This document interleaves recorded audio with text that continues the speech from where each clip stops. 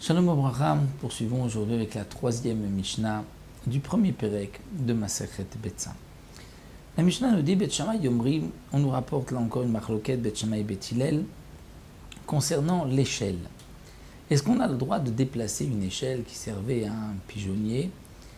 Est-ce qu'on peut, pour prendre des pigeons, le jour de Yom Tov, on veut égorger des pigeons, on a le droit Yom Tov d'égorger une bête, de faire la shrita pour la manger.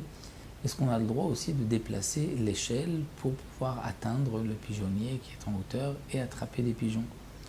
Alors Bet Shammai nous disent non, en molichim. Donc de quelle échelle il s'agit? Nous précise le Barthénora, ce n'est pas l'échelle qui nous permet d'accéder à l'étage supérieur à un grenier, puisque là c'est sûr d'après tout le monde que c'est interdit. Pourquoi? Parce que les gens vont dire tiens, cet homme-là veut maintenant réparer le toit de sa maison. Marita'aïn. On risque de penser qu'il est en train de transgresser Yom Tov.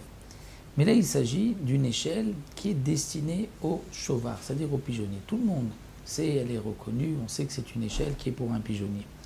Bet Shammai nous disent, on ne peut pas la déplacer, mi-chauvard les chauvard, d'un pigeonnier à un autre. Là encore, le Barthénora nous dit, si c'est dans le domaine public, la même Bet Shammai est d'accord que c'est interdit. Parce qu'encore une fois, dans le domaine public, même une telle échelle, les gens qui vont le voir vont dire tiens, il va réparer le toit de sa maison. Donc, à cause de Maritime, dans la rue, on interdit. Maintenant, on est dans un domaine privé et il va d'un pigeonnier à un autre. Est-ce qu'il a le droit de déplacer l'échelle? Personne ne le voit. La Bet Shammai nous disent non. Pourquoi? C'est vrai que là, on ne le voit pas, mais tout ce qui est interdit à cause de Maritime à l'extérieur est aussi interdit à l'intérieur. Bien que là, ici, il ne devrait pas y avoir de Maritime. Les Khamim ont interdit même lorsqu'on est dans une pièce où personne ne nous voit. Aval Matou Michal Notchalon. Donc, bien que Bet Shammai vont interdire de déplacer l'échelle, mais de la Matou, c'est de la pencher, sans la déplacer. Mais elle est d'un côté d'un pigeonnier, on va la pencher vers un autre pigeonnier. Là, c'est permis parce que c'est l'habitude, dans le même pigeonnier, il y avait des petits compartiments. Donc lorsqu'on le voit, on comprend bien, puisqu'il ne bouge pas l'échelle, qu'il veut juste attraper des pigeons d'un endroit ou des colombes d'un endroit à l'autre. Donc dans ce cas-là, c'est permis, Matou Michalon Echalon ou Bet Hillel Matirim. Mais Bet Hillel le permettent de déplacer même l'échelle, étant donné qu'on est dans un domaine privé et que personne ne le voit. C'est vrai qu'à l'extérieur, il y a un Maritime, mais là, on ne craint pas le Maritime parce qu'il est chez lui.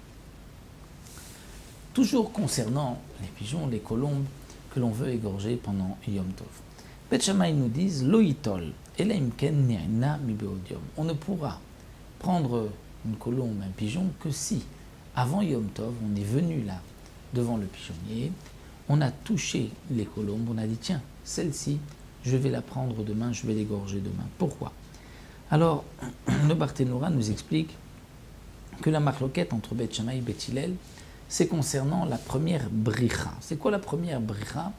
C'est que les colombes, les pigeons, un couple va faire une première couvée. La première couvée, les premiers petits, généralement, le propriétaire, celui qui fait l'élevage des colombes, des pigeons, va laisser ces deux premiers oiseaux avec leur mère.